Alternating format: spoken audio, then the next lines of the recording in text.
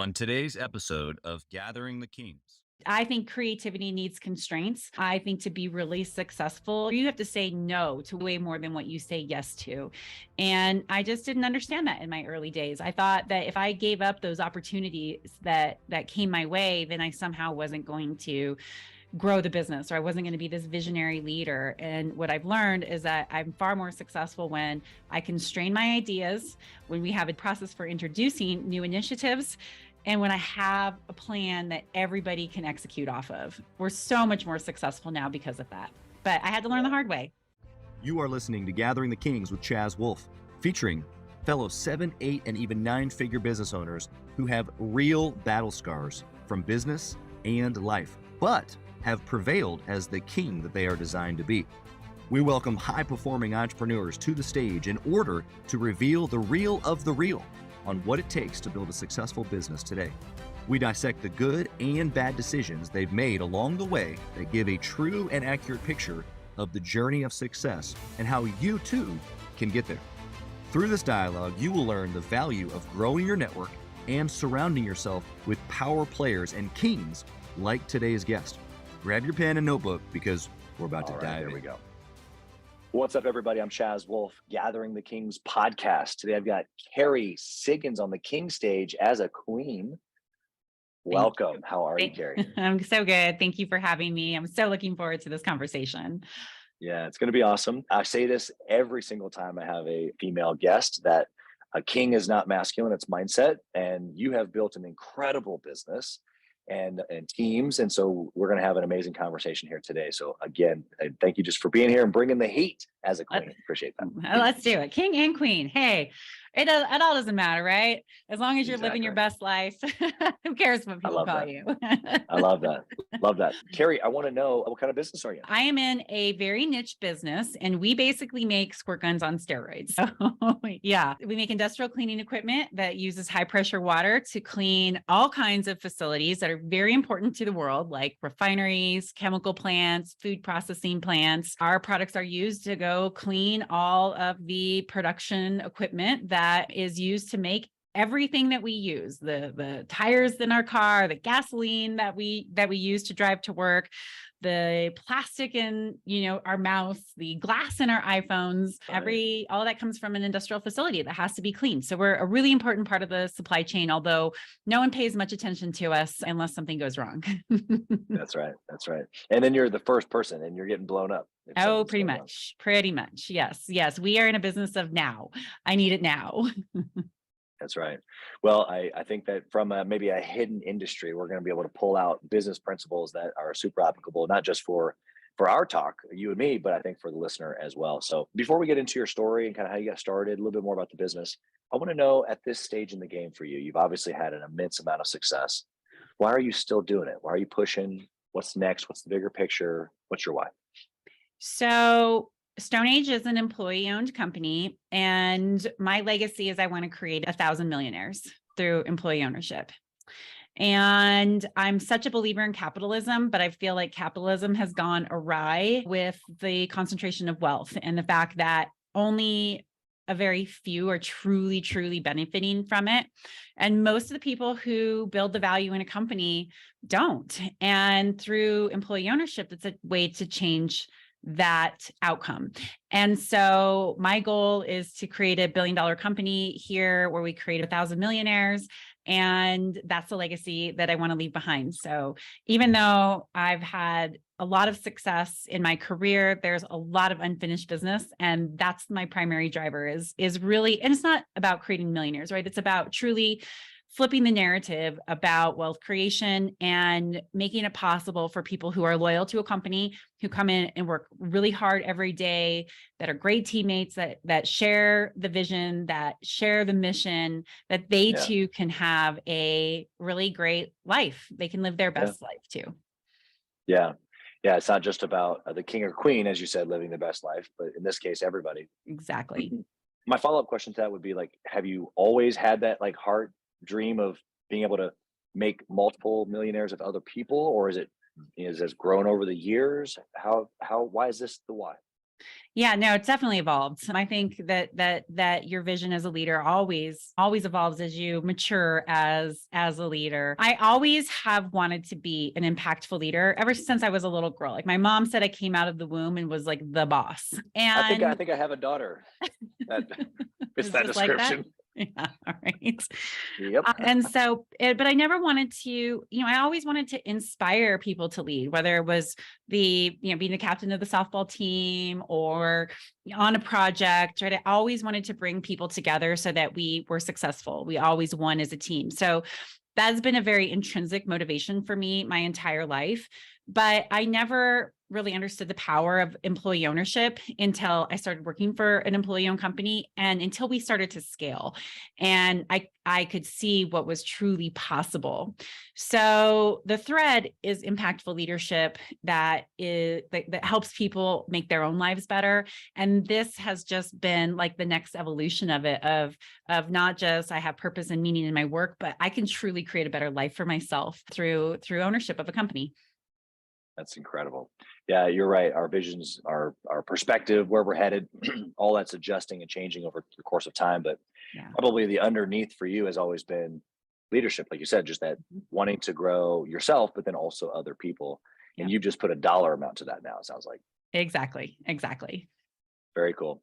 Tell me about the beginning, like how entrepreneurship for you, just business. You said you came out of the womb as the boss. Like, did you have a business then? Like, give us your upbringing.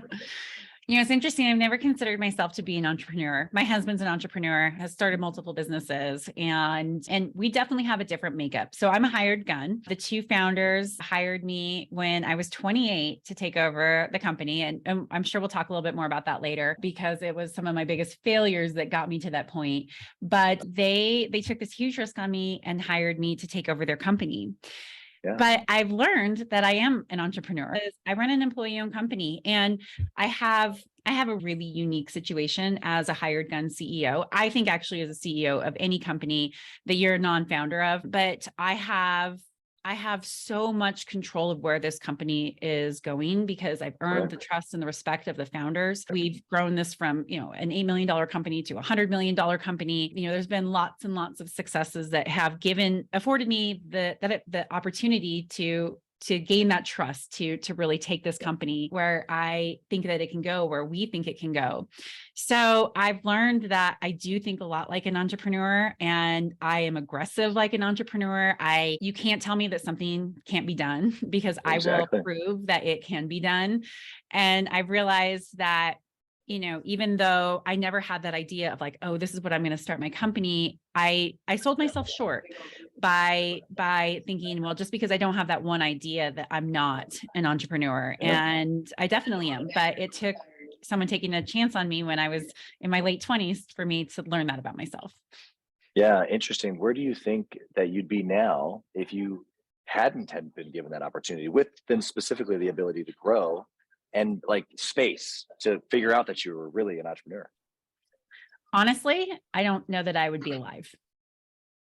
Wow. Yeah. So that was a really tough time in my life. And when I was given that opportunity, it was the catalyst that I needed to make a dramatic change. And Wow. I, as you can probably see, I live life very intensely, and that has manifested itself in some really negative ways. And so by being given the opportunity to really step into leadership and do it in a culture that is all about people and how we're doing this together. It was what I needed to be able to say, I can choose something different for my life. So yeah, you never know, right? You can look back and say, maybe this would have happened. Maybe this would have happened. I don't know. Maybe I'd be a CEO of some other company, but I can say there's a pretty good chance that I wouldn't be alive. Yeah. Not only is that just super impactful, I'm sure relatable to some listeners, but I think what you described there is underneath your desire to serve and your why of all of this, it really stems because someone served you. Exactly. And I think as entrepreneurs, as we get, even more and more successful, it's not really about necessarily the next dollar or the next 100 million. it's about giving to others what someone had given to us. Exactly. That is my biggest impact now. It's that I'm a big believer in self-leadership. Self-leadership is one of our core values here at StoneAge. And whether it's through sharing an experience, giving somebody an opportunity, pushing somebody when when I see like, they can do really big things, they just need that little push. When someone comes back and says, hey, because you gave me that opportunity or you believed in me, look at what I did. Like that is such a, it's so fulfilling, but it's not even about how fulfilling it feels for me. Like I'm so proud of people who can go and, what they have and go make something more with it. And if they get that opportunity by working at StoneAge, by working with me, asking me questions, by somehow being inspired by any of the things that we're doing here, then that's what makes it all worthwhile. Yeah, you're describing this moment. I'm trying to make it a little bit relatable for the listener who maybe they're their first business, maybe they haven't done $1 million in revenue yet. And so they've got a team of maybe 1 or 2 or 3 or maybe even 10. And they're kind of questioning themselves on whether they're a good leader and, maybe how you were when you were 28, right? And so what was that moment for you? Or do you have like maybe a story that you could tell, like you were given the opportunity, but when was that first opportunity where you like got to pour into someone else and you could you took a chance on them and it was kind of outside the comfort zone type of thing? Yeah. Interestingly, my book is going to be coming out in 2023, and it addresses just that, like that first time entrepreneur CEO who is like, oh my God, I'm in over my head. What do I do? How do I figure out how to be an impactful leader? So if you are in that situation, check it out, because it's everything that I've learned how to do and what not to do to figure out how to be that impactful leader that really does help people change their lives. Yeah. I can't remember. I mean, I've had so many opportunities because I have such a team that's willing to get vulnerable and open, but I'm going to share the most impactful one that just sticks with me today. I actually just told this on stage to 600 other CEOs a couple of weeks ago. And I don't share this story very often, but it makes a big difference. So my past, I had substance abuse issues and I overdosed in 2006. And I never shared my story out of fear of being judged about what people like, how could your CEO have a drug problem? And, but when I first told my story to my executive team, we were doing a team building session and we were, getting really vulnerable. And I decided like, it's too big of who I am. I have to tell this story. And so I did, but I was so scared. And it was a groundbreaking moment where people started sharing their stories and we built these deeper connections. And I realized like, maybe it's not so scary to tell my story. So as more people within the company learned about it, more people would come up and, tell me about their problems and tell me about how they overcame something or would ask for help.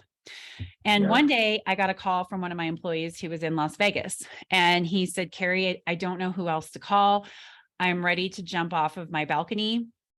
I was at a strip club and I came back and all my money is gone. And I have a receipt to my credit card for $15,000, but it's my signature, but I don't remember taking this out. I have no money. I don't know what to do. And it took me about 2 hours to convince him to go get on the plane and come home. I was like, look, I will help you when you get here. We'll figure it out. Just don't make any rash decisions. It's only money. I will let you borrow money to get you through this. So he gets back to Durango where I live. And he comes into my office and he's a mess. And so we start working through, what he's going to do to be okay, both emotionally, mentally, and financially. And we loaned him like $5,000. But I told him, I said, Derek, I think that there's something that's going on here, right? They probably drugged you. And because I was like, did you do any drugs? He said, no, they probably drugged you. And so you should call the Las Vegas Police Department and file a report. Fast forward 3 years later, he gets like 3 times the money that was taken from him because he was part of a class action suit that was part of this whole process, whole ring of strip clubs that were taking advantage of people. And so that's a pretty dramatic story. But here's what it means to me. He felt safe enough to call me and tell me that he needed help because he knew my story. And I think that, again, we don't know what would have happened, but he might have not made it.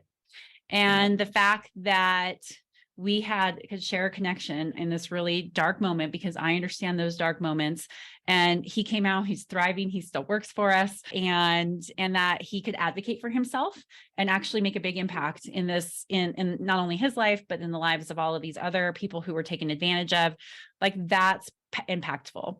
So that's why I think it's really important for leaders to be willing to share their vulnerabilities, to be able to share their flaws, because it's not just about helping people become successful, climbing the ladder or getting better at their jobs. Sometimes it's about how do you be more successful in life, especially when you are feeling like you're at rock bottom. Yeah. Yeah. I mean, what an impactful story. I think that the takeaway that I want the listener to have is they may have had that moment themselves, right? But how much more impactful now if they can, whether it's one or two people, or maybe they have a company of 200 and they're listening. The reality is that you're right. We do need to share. We do need to be open, because that's what leadership is. It's not just teaching, it's showing.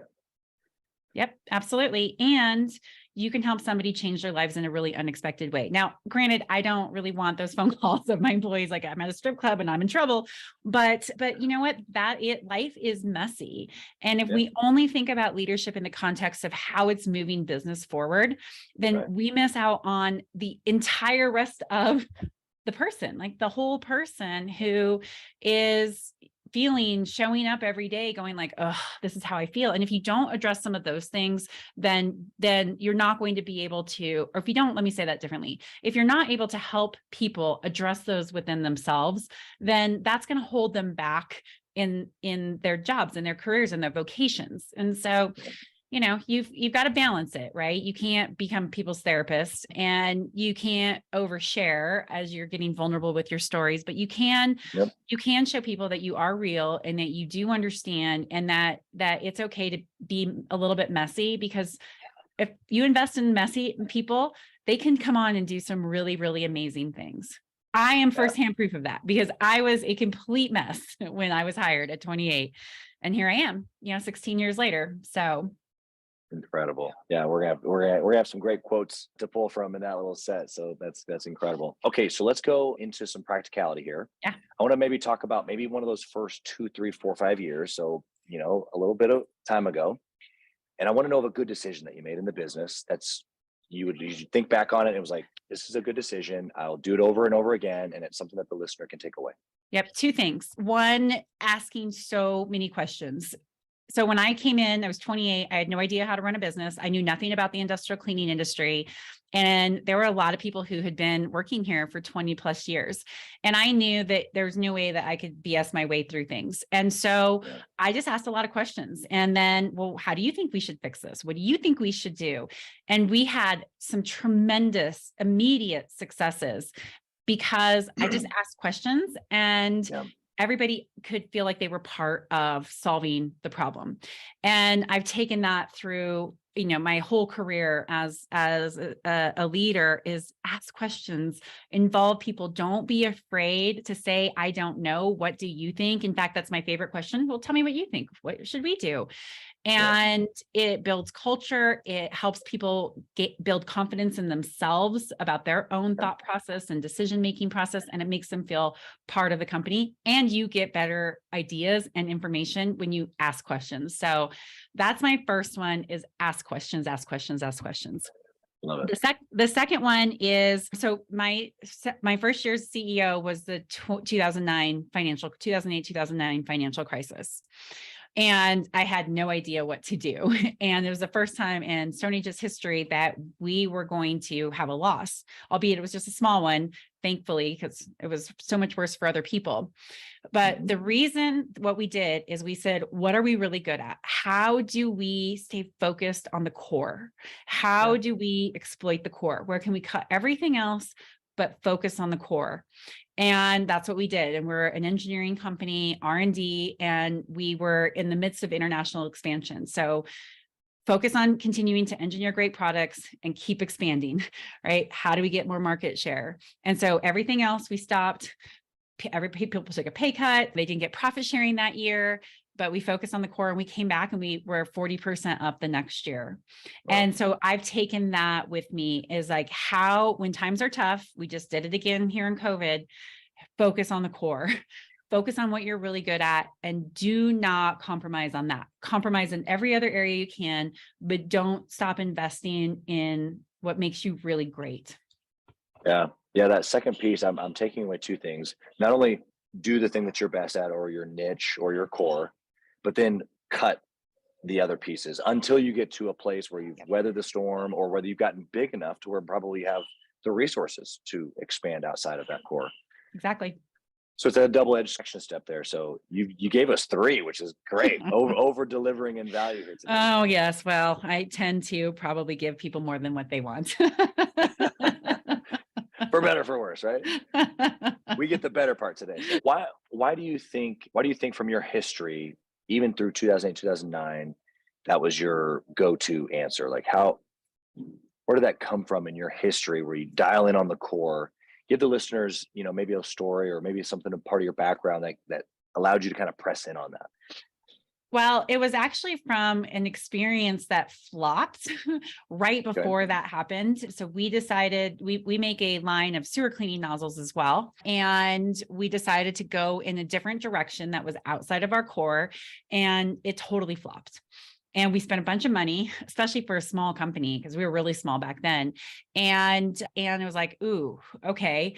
And it was fine. Like, I'm all for experimenting and for failing fast, which we did. But it was right before we were literally having these conversations about, when we are small and we don't have a lot of money to invest, how do we expand what we're really good at?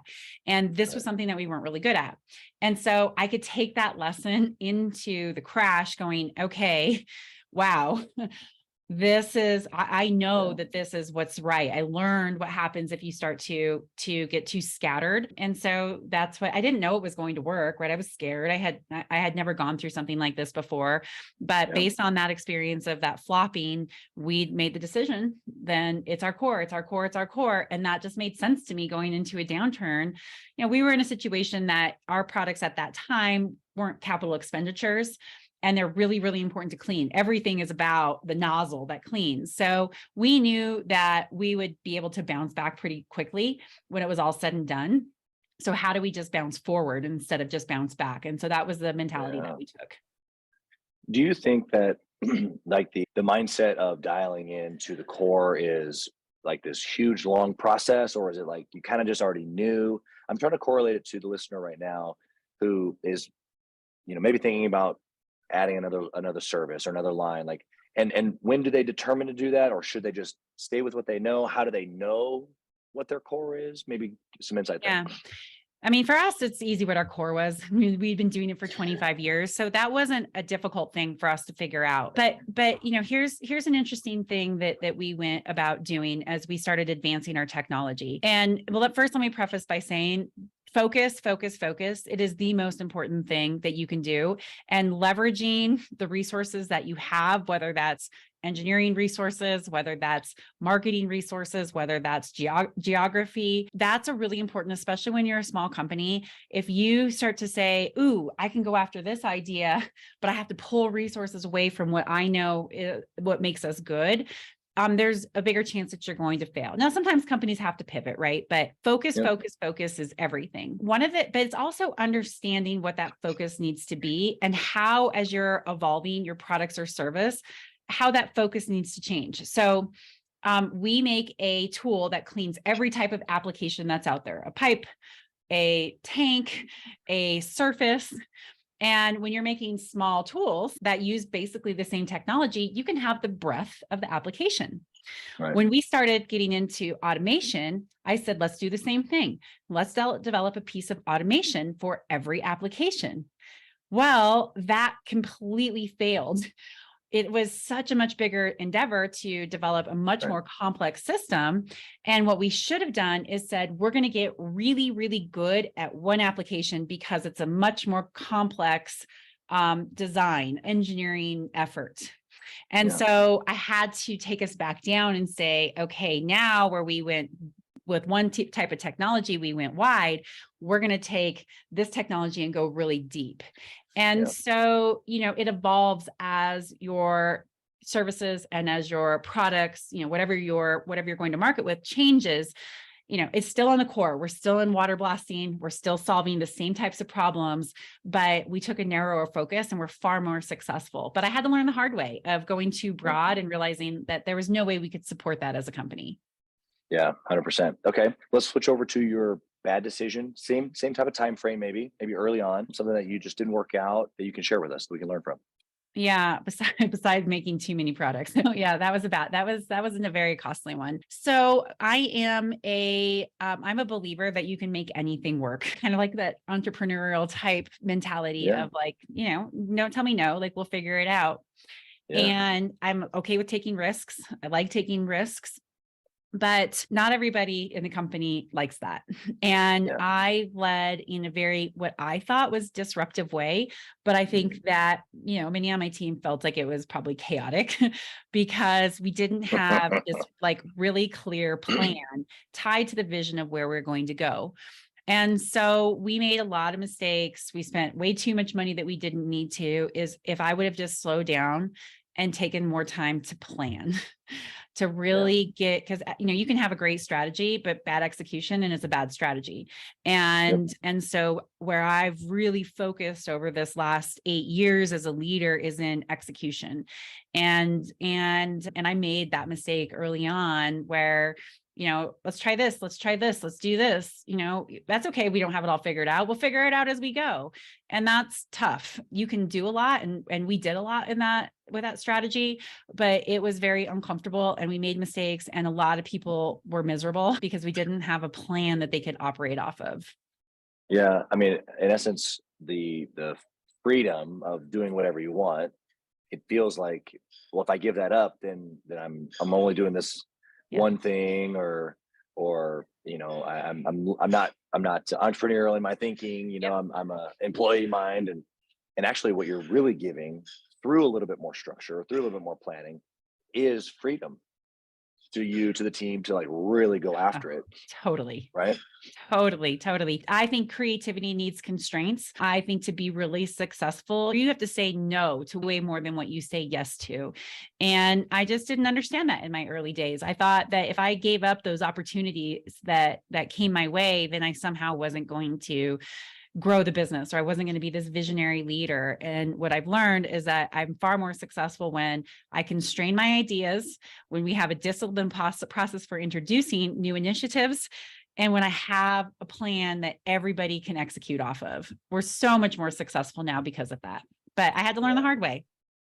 Yeah. Yeah. I think that we all do to a degree. And maybe the listener is still in that mode of learning. I think even now, though, even though we know, we still have to work this out. Even if you know it and you're making the right choice, we still have to consciously put energy units and attention units towards no, we should stay right here. Yep. Exactly. We have that fear of missing out. And I think entrepreneurs really get that. And the fact is that you're probably not. And again, that focus, it's really important. Don't get sucked into the trap of thinking that you're going to miss out something that pulls you away from getting better at what you're already good at. Yeah. So good. Kerry, let's continue this decision-making process, but I want to know, like today, kind of fast forward now, is there a certain formula, steps that you follow, mindset that you're in when you're trying to make decisions today? Sure. So yes, we have a much more disciplined process. So we actually took I don't know if anybody's read Built to Last. Oh, yeah. Sure. Or is it, I think it's actually Great by Choice. I think it's Great by Choice. I love all of them, but they talk about a SMAC recipe. So what is it that's your core that really has made you successful? And in the book, they give the example of Southwest Airlines. And it so resonated with me because it's a framework for making decisions, for judging your ideas. And so we built our own SMAC recipe. We call it our recipe for success.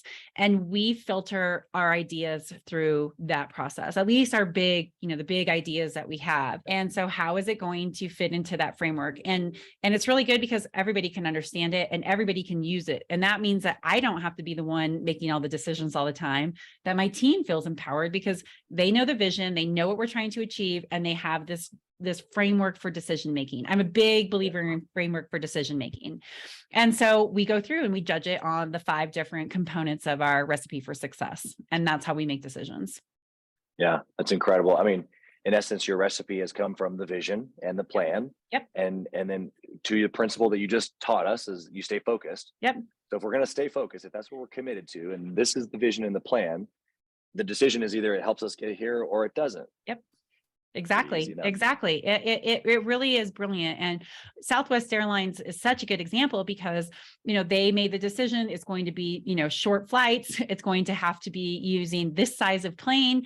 And so, then they, of course, they have the whole culture side of things. And so when I read that, I was like, oh, I can see that. And it's what made them, the only and incredibly profitable airline in the world. And so it was a very concrete example that I could see the value. If I created something like this, it'll help us stay focused, and it will also help us stay true to our core. Right? We're a great company built on really, really solid values, and I don't want to take us away from that. So you can't just look at the financial impact. You have to look at it from the resource impact, and also what is this going to do to the culture? How are my employees going to feel when we make this decision? Yeah, I love that. Okay, so I'm going to switch over to the speed round. I got a couple of different types of questions that come at you. The first one's about KPIs. Obviously, you track, I'm sure, a ton. What's the one thing that you would track over and over and over again if you could only pick one? Yeah, this is a hard question. I can't just pick one. For me, it would be incoming quotes pace. Okay. So pipeline related. Yeah, because if I had to pick one, because you can do so much with that, right? You understand how your lead generation is flowing, and sales is a numbers game, right? So if you have, if you're increasing your incoming quote pace, then you have the opportunity to close more.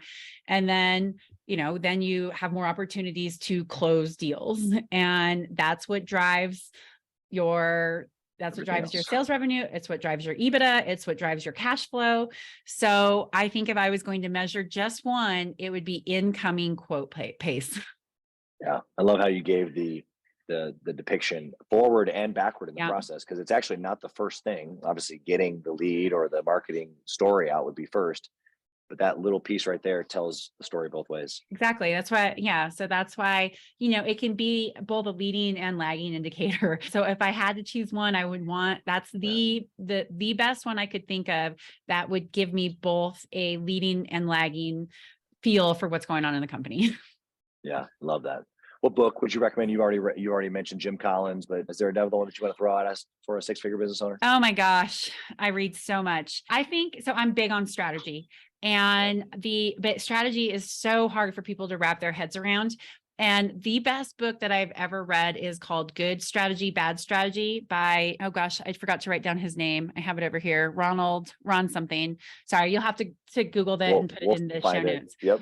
Yeah, Good Strategy, Bad Strategy, game-changing book on how to think about strategy. And he writes it in a way that you can take it and implement it and work with your team on understanding strategy. So it's one of the, I've read it probably five or six times at least. And I'm not a big read a book over again person, but this one is really, really good. Yeah. Love that. Very good. What you said, other than being able to understand it and then give it to your team, is there anything specific inside that book where you're just like, I got this one piece? Yeah. So it's all, and this seems obvious, but it's not, right? It all comes down what he calls the kernel of strategy, but it's really about what problem are you trying to solve? And then how your unique market position and solution can solve that. So we talk about the kernel of strategy, and I just simplify it down for my team is what problem are we trying to solve? And why are we going to be the very best at solving that? That is simply what your strategy is. In fact, our strategic plan starts with that. Here's the problem we're trying to solve. And everybody can relate to it. All my employees, okay, yeah, I understand that, right? It just simplifies it so much. So he calls it the kernel of strategy, and I call it a real keen focus on what problem you're trying to solve and why you are in a unique position to solve it. Yeah, love that. Okay, what do you think about intentionally networking and or masterminding with other entrepreneurs? Oh, I'm a huge believer in it. So I'm part of YPO, Young Presidents Organization, and it has been a life-changing organization for me. I just, I think being a CEO, especially young, I thought like I was the only person going through what I was going through. And there's nobody to really talk to. You can't talk to your employees about the things you're worried about. And I have a board of directors now who I have that relationship. But back then I was like, I'm not telling them that I don't know what I'm doing. And so YPO really gave me the opportunity to experience share with other CEOs. And I realized like, oh gosh, I'm not the only person who feels this way. And I could meet people who could inspire me or help me, point me in the right direction, make introductions to contacts that I needed. So I'm a huge believer in it. And I think masterminds are awesome. I'm getting actually ready to create a mastermind for YPO right now with ASU's Thunderbird School of Business. And I love it because you can bring the education piece into networking. That's why I think Vistage is really cool too. I'm not part of Vistage, but anyway, I think every CEO, entrepreneur, it really everybody should be part of a peer networking group where you can learn and experience share. Yeah, I love that. Okay, I have one last question here for you, Kerry. Yeah. As my AirPods just died, so hopefully our audio is still good. Yep, you sound great. Awesome. If you could whisper in the younger Kerry's ear, what would you say? Don't be so hard on yourself. I spent a lot, it's gonna make me emotional. I spent a lot of years beating myself up, never thinking that I was good enough, always thinking that I had to be somebody who I wasn't, to be likable, to be lovable. Yeah. And I understand where that comes from now, but I spent a lot of years suffering, through my own view of myself. And now that I've learned to love myself, flaws and all, my life is so much better because I can be forgiving and I can laugh at myself, where before I could never do that. And so I spent a lot of years in pain, self-induced pain, by being really hard on myself. Yeah, that's so good. Thank you for being vulnerable and sharing that. I can see that it means a lot to you. Yeah. I think every entrepreneur has a level of standard of excellence. We want to win. We want to be good. We want to be better than maybe someone told us that we could or that we were meant to be, growing up in a single mom family myself. And even after marrying my wife, her grandmother telling me that I would never be successful because I wasn't college educated, and all the little things that we way. And it helps us just to know that even someone at your level felt the same way. So thank you for sharing. Yeah. Thanks for asking. You've been incredible. How can the listener find you? Find your business? So maybe they know someone that needs to use your service, or maybe they just want to reach out to you as an entrepreneur. How can they find you? Yeah. So first, I'm really active on LinkedIn. So Kerry Siggins on LinkedIn. And then I have my own website, kerrysiggins.com. And I've got a couple podcasts and I speak a lot, and I've got my book that'll be coming out. I don't have a launch date for that, but you can get basically anywhere in any of my world through kerrysiggins.com. If you're interested more in learning about StoneAge, it's stoneagetools.com. Super niche business, but we do really cool things. So we are employee owned. And so I do a lot in employee ownership. So if you're ever interested in that as a viable exit model, succession model, ownership transition, you're just curious about how to engage your employees in ownership thinking, then please reach out to me. I'm always happy to chat about it. It's one of my many passions. Yeah, I love that. You can tell it. Wow. I'm going to say it on behalf of the listeners, today has been incredible for me, just to getting to know you and hearing you answer some of these questions. Thank you for being here. I think that you have done not only just incredible things, but the message that got translated today through this podcast. And then, of course, soon to be your book. And I'm sure when you speak on stage, people feel the same way, but you have an impact, just power that is meant for many to hear. So thank you for sharing here today. We wish you nothing but blessing and success on your family, your business, your new book coming out. Thank you for being here, Kerry. Thanks for having me. Thank you for listening to Gathering the Kings today. I hope that you were able to pull out a few nuggets to go apply into your business right away. More importantly, though, I hope that you're realizing that it takes more to be successful than just being by yourself, doing it all on your own, carrying the weight all by yourself. What I have realized, not only in my own journey from multiple businesses and multiple different industries, and now interviewing literally over 200 or 300 other very successful 7, 8, and 9-figure business owners, is that it's tough to do it alone. And so Gathering the Kings literally exists to bring together successful entrepreneurs. In fact, we are putting together 1,000 kings, specifically who are grateful but not done. We're intentionally assembling kings who fight tooth and nail for their business, family, and communities. And here's what we believe. that in the pursuit of excellence in those areas, that it ignites within us the responsibility to govern power and forge a lasting legacy. So if that relates and resonates with you, and you know that you need people around you, sharp, qualified, other very successful business owners, I want you to go to gatheringthekings.com. I want you to take a look at what we're doing and see if it makes sense for you to be part of our pursuit to 1,000 kings. Talk soon.